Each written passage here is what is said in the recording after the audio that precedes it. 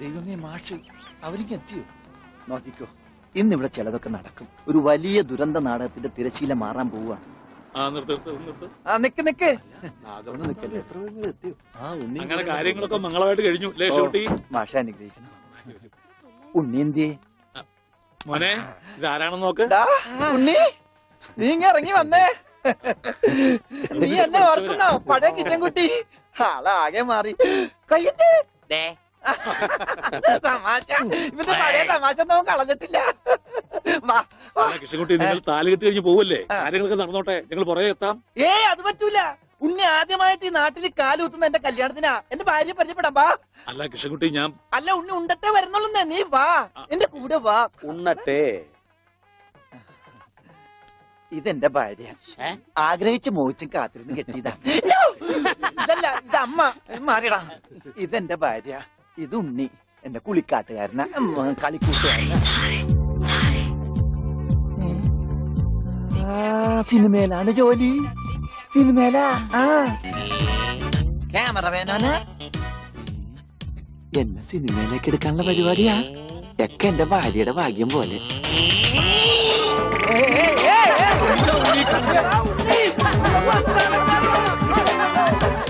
അയ്യേ, നിങ്ങളുടെ ഒന്ന് കല്യാണമല്ലോ. അയ്യോ അയ്യോ.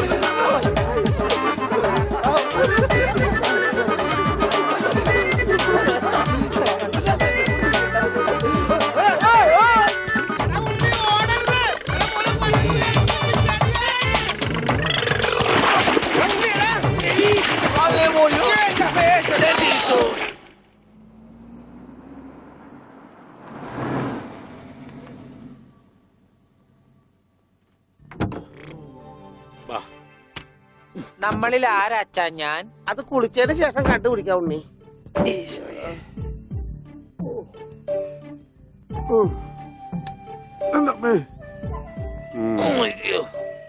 ഷർട്ടയില് മുട്ടല്ലേ?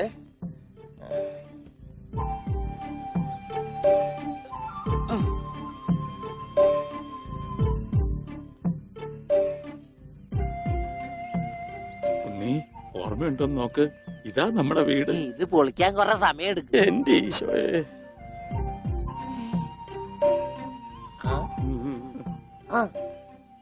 ആരാ? മാഷ്. മാഷ് നാഗപട്ടണം പോയിരിക്ക. എടി ഇത് ജാനാടി. അപ്പൊ ഇതൊക്കെ ആരാ? ഇത് അച്ഛൻ. ഇത് ഭാസ്കരൻ, ഗുണ്ട ഭാസ്കരൻ. ഓ, എനിക്കങ്ങനെയൊന്നുമില്ല. അപ്പൊ ഇതാരാ? ഇതാണ് നിന്റെ മോൻ ഉണ്ണികൃഷ്ണൻ.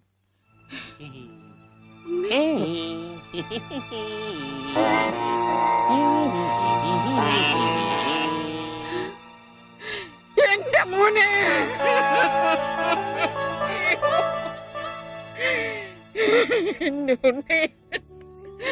മോനെ. മോനെ, ഇതാ നിന്റെ അമ്മ. അമ്മ.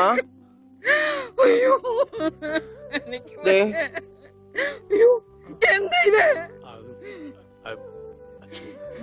ദേവികമ്മേ, ഉണ്ണിക്ക് ലേശം സുഖമില്ലായ്മ ഉണ്ട്. അയ്യോ,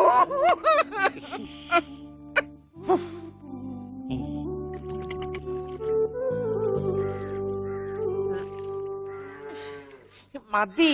അയ്യേ, എന്താ ഉണ്ണത്?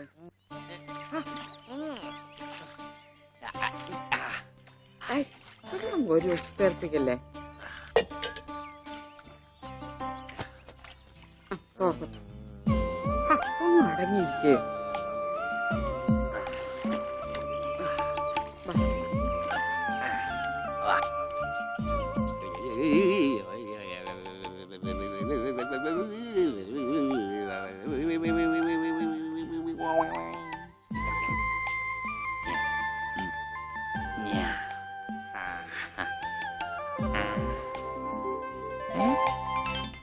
അമ്മേ, ഞാൻ പെണ്ണായി. ഇതില് കണ്ട നോക്കി. എന്താ മോനെ ഇത്? ഇതാരാ വന്നിരിക്കുന്ന നോക്കിയേ. ആരാ? നിനക്ക് അമ്മൂനെ ഓർമ്മയില്ലേ? ചെറുപ്പത്തിൽ നീ ഇവളെ അമ്മിക്കുട്ടിന്നാ വിളിച്ചിരുന്നതേ. അമ്മിക്കുട്ടി. അത് ചെറുപ്പത്തിലേ ഉള്ള വിളിയല്ലേ. ഇനി നീ അവളെ അങ്ങനെ വിളിക്കണ്ട. നാട്ടുകാരേന്ന് വിളിക്കാം. ആട്ടുകല്ലേ ഉണ്ണി അവനൊന്നും കൃത്യമായിട്ട് ഓർമ്മയില്ല മോളെ.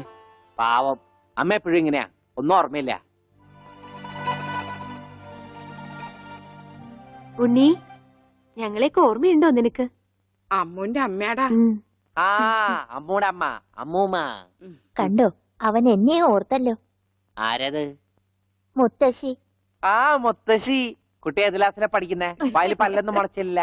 ഞാൻ പറയാറില്ലേ, എന്റെ ചർമ്മം കണ്ട പ്രായം തോന്നില്ലാന്ന്. പട്ടണ മോനെ, പണിക്കരമാവിനെ കുറിച്ച് എന്തെങ്കിലും വിവരമുണ്ടോ? എന്റെ അച്ഛനിപ്പോ എവിടെയുണ്ടെന്ന് അറിയാം ഉണ്ണേട്ടന്? ഞാൻ കാഞ്ഞങ്ങാട് എസ് ഐ ആയിരുന്നപ്പോ ഇയാള് കോത്താഴത്ത് കോൺസ്റ്റബിൾ. ഇയാള് കോത്താഴത്ത് കോൺസ്റ്റബിൾ ആയപ്പോ ഞാൻ കാഞ്ഞങ്ങാട് എസ് ഐ. ഇയാൾക്ക് എന്താ തലയ്ക്ക് വട്ടുണ്ടാ? ഉണ്ടോ? ദേ നിക്കണ അയാള്. കണ്ടാ കണ്ടാ? കണ്ടാടി?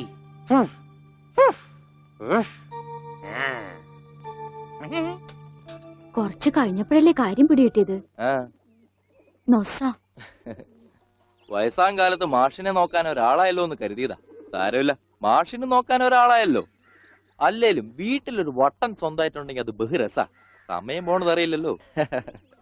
അതെ, മറ്റുള്ളവരുടെ വേദന കാണുമ്പോൾ ഈ ചിരിയുണ്ടല്ലോ, അത്ര നല്ലതല്ല കേട്ടോ.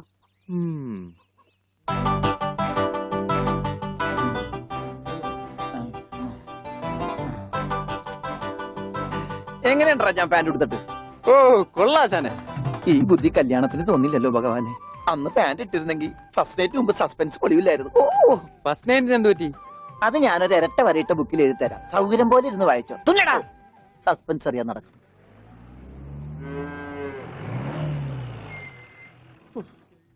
ഇതിനൊരു സിബ് പിടിപ്പിച്ചിട്ട് വരാം. വേഗം വരണം. മുട്ടാതെ. കൃഷ്ണൻകുട്ടി, ആ, ഇതിന്റെ കൈ ഒന്ന് തുന്നിയ വേഗം. എന്തു പറ്റി? ആ അതിർത്തി തർക്കം. ആ, ഞാൻ എന്റെ തറവാട്ടിലെ അവകാശം ചെന്നേ ആ. പിടിയായി വലിയായി ഒടുവിൽ ഇങ്ങനെയൊക്കെ. അയ്യോ, അത് തീർന്നില്ലേ? എവിടെ തീരാൻ? ദേ ഇതാണ് ഞങ്ങളുടെ മൊത്തം പറമ്പ്. 48 സെന്റ് ചില്ലുവാനം. ചില്ലാനെന്ന് വെച്ചാ ചില്ലുവാനം വെച്ചാൽ 6 ലിങ്സ് വരും. ദേ ആ. ഇതാണ് കിഴക്കേ അതിരി. നമ്മുടെ ബാലഞ്ചന്റെ വീടിന്റെ. അതെ. ആ, അതിലേ ഒരു 20 സെന്റ് സ്ഥലം ആ, ഇങ്ങനെ ഇങ്ങനെ ഇങ്ങനെ ഇങ്ങനെ അമ്മനെ പറ്റി ചേട്ടന്മാര് എഴുതി വാങ്ങിച്ചു. വില്ലന്മാരെ. ആ പിന്നെ ഈ കാണുന്ന 16 സെന്റ് സ്ഥലം അച്ഛന്റെ 16 നടത്താൻ വിറ്റ് തുളച്ചി. പിന്നെ ഈ 18 സെന്റ് സ്ഥലം മൂത്ത പെങ്ങളുടെ കല്യാണത്തിന് അമ്മയെ മുറിച്ചു വെച്ചു. അത് പെങ്ങളുടെ കല്യാണത്തിനല്ലേടോ? അവിടെ കിട്ടേ അത് കേസിൽ കിടന്ന പറമ്പാണ്.